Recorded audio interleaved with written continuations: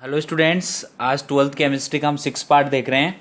Molecular weight of polymers. Polymers का जो molecular weight होता है उसके 2 मेथड्स होते हैं मोलिकुलर वेट कैलकुलेट करने के लिए। एक नंबर एवरेज मोलिकुलर वेट और एक सेम ऐसे कैसे यहाँ पे नंबर दिया है और उसमें हम वेट देखेंगे। सेकेंड वाला होता है वेट एवरेज मोलिकुलर वेट। ये दोनों मेथड पढ़ेंगे। उससे पहले हम पॉलीमर्स के जो हमने पहले कोपॉलीमर्स पढ़े थे उनके कुछ हम एप्लीकेशंस देख लेते हैं। तो देखो एप्लीकेशंस ऑफ कोपॉलीमर। पहला है by copolymer of styrene and butadiene synthetic rubber is formed. Synthetic rubber form होता है किस किस से? स्टाइरीन और ब्यूटाडाइन के कोपॉलीमर से। By copolymerisation of terephthalic acid is added in nylon 6,6 में जब ये टेट्राथेलिक एसिड ऐड करते हैं तो इसकी क्रिस्टलाइन प्रॉपर्टीज और मेल्टिंग पॉइंट दोनों क्या हो जाती है? इंक्रीज हो जाती है। दोनों इंक्रीज हो जाती है। थर्ड पॉइंट है by copolymerisation added 20 to 30% acrylonitrile in styrene. Styrene में जब एक्रिलोनाइट्राइल ऐड कर देते हैं तो इसकी resident impact to hydrocarbons, hydrocarbon के रिगार्डिंग रेसिडेंट जो एक्टिविटी होती है वो इंक्रीज हो जाती है। By copolymerisation increases commercial applications of polymers. Polymers की कॉमर्शियल एप्लीकेशंस क्या हो जाती है? इंक्रीज कोपॉलीमराइजेशन के यूज से। आगे हम देखते हैं मोलिकुलर वेट ऑफ पॉलीमर्स। इसके 2 मेथड है। फर्स्ट है number average molecular wait, second होगा वेट एवरेज मोलिकुलर वेट। यहां पे इसको डिनोट करते हैं m बार n से। स्मॉल n लिखा है, n का मतलब है नंबर। n किसको डिनोट करता है? नंबर को। तो हम देख रहे हैं यहां पे नंबर एवरेज मोलिकुलर वेट। जैसे हमारे पास माना हमने कि बहुत सारे पॉलीमर है। एक पॉलीमर मान लो पहले, उसका वेट है 1000 kg, है ना? 1000 kg उसका वेट है। अगर उसमें 10 मोनोमर लगी है, 10 मोनोमर लगी है तो इसका एवरेज निकालें तो 10 से डिवाइड करेंगे तो कितने आ जाएंगे? 100 ग्राम। सही है? या सॉरी केजी लिया था तो केजी। 100 kg एक मोनोमर का वेट है। ऐसे निकाल सकते हैं हम अगर 10 यूज की थी तो। सेम ऐसे ही है कि हमारे पास जैसे मोर देन 1 भी तो हो सकती है मोनोमर। जैसे जितने टाइप की total weight of polymer divide number of monomers. तो हम इसके लिए ऐसे कर सकते हैं कि हमारे पास हो सकती है बहुत टाइप की मोनोमर हो, एक N1 टाइप की हो, एक N2 टाइप की हो, एक N3 टाइप की हो, है ना? तो सभी का वेट जोड़ेंगे तो N1 टाइप की का वेट क्या होगा? M1 प्लस N2 टाइप की का वेट M2 और N3 टाइप की का वेट M3। ये हो गया उसका टोटल वेट पॉलीमर का। नीचे कितनी तो N1 थी, N1 कितनी थी, N2 कितनी थी और N3 टाइप की कितनी थी। तो इन तीनों का टोटल कर देंगे तो हमारे पास क्या जाएगा? Number average molecular weight. ये देखो N1 टाइप की उसका wait M1, N2 monomer wait M2, N3 वाली का M3। नीचे N1 plus N2 plus N3। तो हो सकता है कि जैसे मैं इसका फॉर्मूला बनाऊं तो M बार बराबर क्या होगा? Equals to N1 M1 plus N2 M2 plus N3 M3। ऐसे टाइप की बहुत सारी मोनोमर्स हो सकती है। हो सकता है 100 टाइप की मोनोमर्स हो। प्लस क्या आ जाएगा लास्ट में? Ni और Mi। इसको डिवाइड किससे करेंगे? जितनी N1 N2 N3 जितनी टाइप की मोनोमर होंगी उन सबका अपन क्या कर लेंगे? टोटल कर लेंगे, सम कर लेंगे। तो N1 plus N2 plus N3 same ऐसे और Ni। ये हमारे पास फॉर्मूला गया। इसको थोड़ा शॉर्ट में लिखना चाहिए तो अपन ऐसे लिख सकते हैं Mn बराबर इन सब के टोटल, ये प्लस का जहां जहां दिख रहा है इसका टोटल के लिए हम ऐसे एक सिग्मा लगा देते हैं। Sigma Ni Mi upon sigma Ni। ये एक फॉर्मूला बन गया इसके लिए। सिंपल सा फॉर्मूला है। ये हमारा फर्स्ट फॉर्मूला है नंबर एवरेज मोलिकुलर वेट के लिए। नंबर एवरेज मोलिकुलर वेट है कि कितने N1 टाइप की जितनी मोनोमर होगी उसका वेट M1 होगा, N2 टाइप की मोनोमर होगी उसका वेट M2 होगा, N3 टाइप की का M3 होगा। तो N1 टाइप की कितनी है, N2 टाइप की कितनी है, N3 टाइप की कितनी है, उससे डिवाइड कर देंगे तो हमारे पास एक एवरेज निकल के आएगा उसके मोलिकुलर वेट का। तो हमने ये फॉर्मूला बनाया है N1 M1 plus N2 M2 N3 M3 ऐसे कितने भी टाइप की हो सकती है, तो हमने Ni Mi तक यूज किया है। नीचे N1 टाइप की, N2 टाइप की, N3 टाइप की, Ni जितने भी टाइप की जो मोनोमर होंगी उनका सबका क्या कर लेंगे, हमें टोटल कर लेंगे, उसका सम कर लेंगे और उससे डिवाइड कर देंगे, तो हमारे पास नंबर एवरेज मोलिकुलर वेट निकल के आ जाएगा इस फॉर्मूले से। ये फर्स्ट मेथड था। अभी इससे हम एक न्यूमेरिकल भी करेंगे आगे जाके। सेकंड मेथड, ये तो नंबर एवरेज था, देखना नंबर एवरेज था। सेकंड मेथड है हमारा, वो है weight average molecular mass. Weight average molecular mass में देखो वेट है तो m बार w से डिनोट करते हैं, इसको m बार w से डिनोट करते हैं।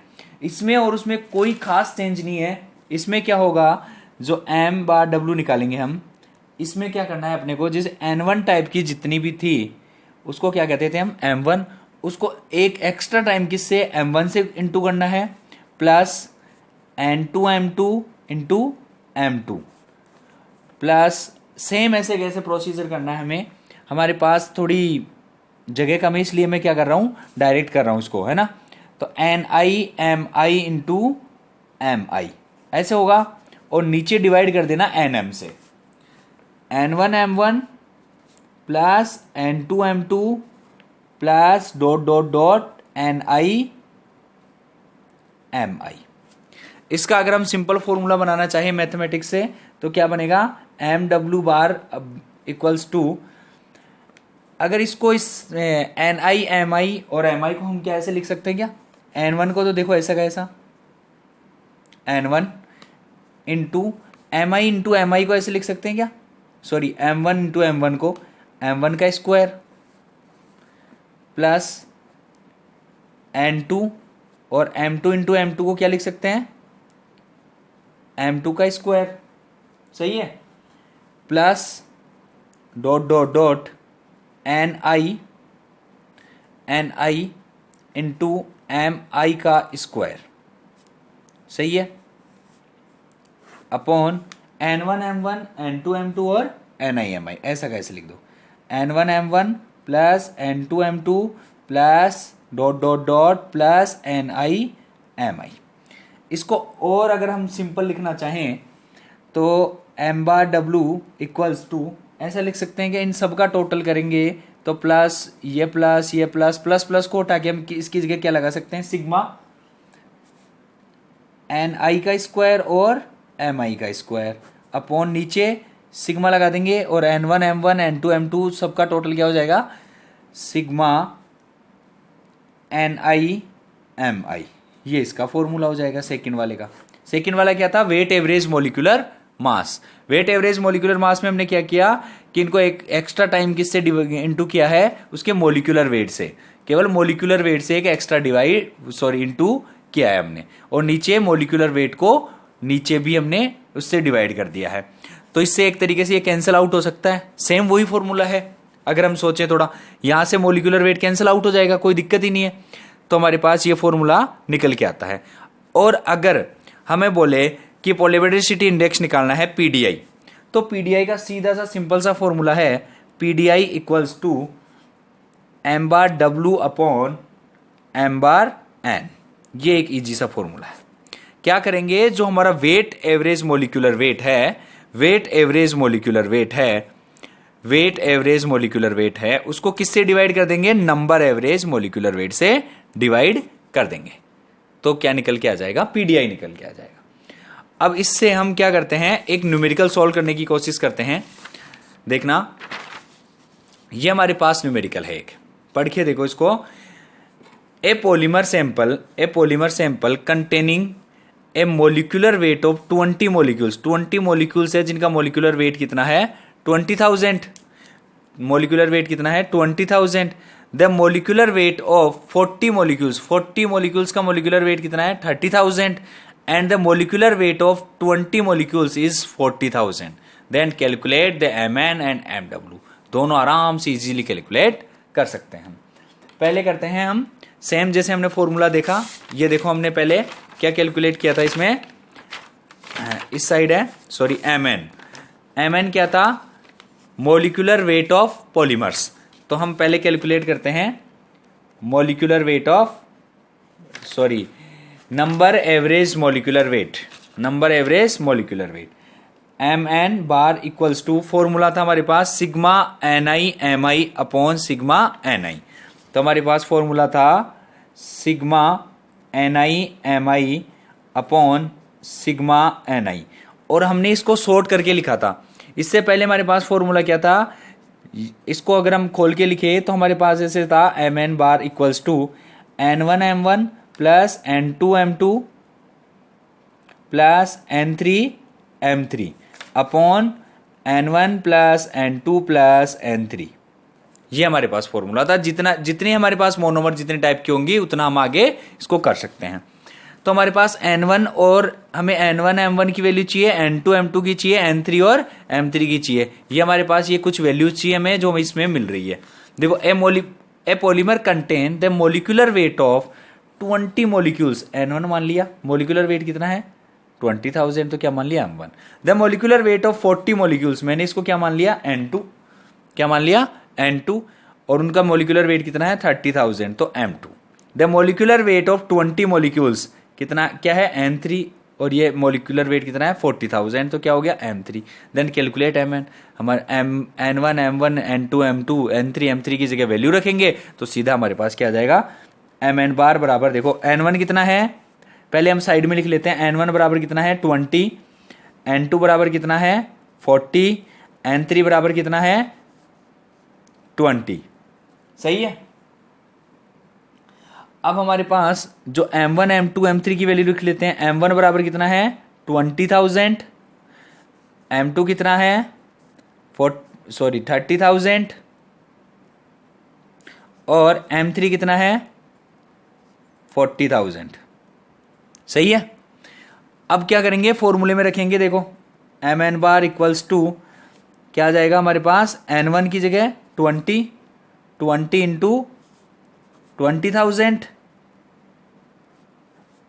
प्लस N2 कितना आ जाएगा 40 इंटू M2 कितना है 30,000 प्लस N3 की जगह कितना आएगा हमारे पास 20, और M3 कितना है 40, तो 20 इंटू 40,000 ये हमने रख दिया।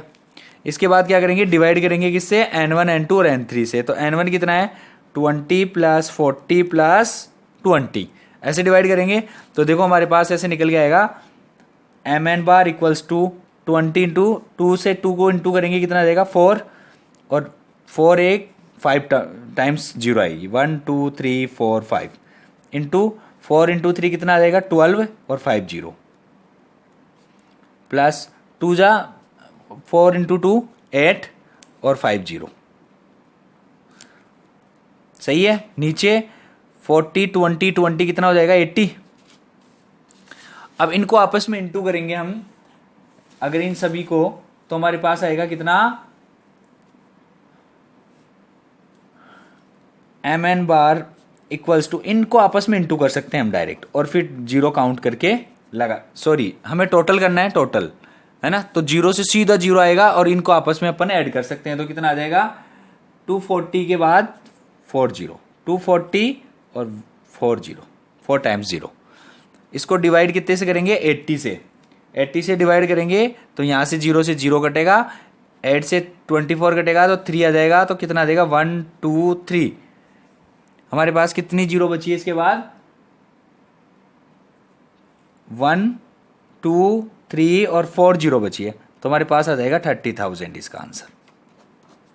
सही है। ये हमारे पास हमने क्या निकाल लिया Mn, हमने क्या निकाला Mn मतलब क्या है, number average molecular weight of polymer, ये हमने निकाला है। इसके बाद तुम्हें क्या कैलकुलेट करना है, इसके बाद हमें कैलकुलेट करना था MW, weight average molecular weight, weight average molecular wait.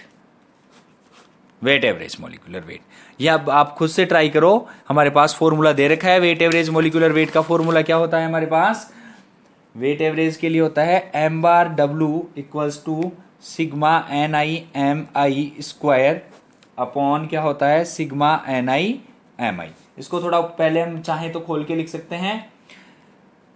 M bar W equals to n1 into m1 का square plus n2 into m2 का square plus n3 into m3 का स्क्वायर अपॉन नीचे क्या लिखेंगे n1 m1 plus n2 m2 plus n3 m3।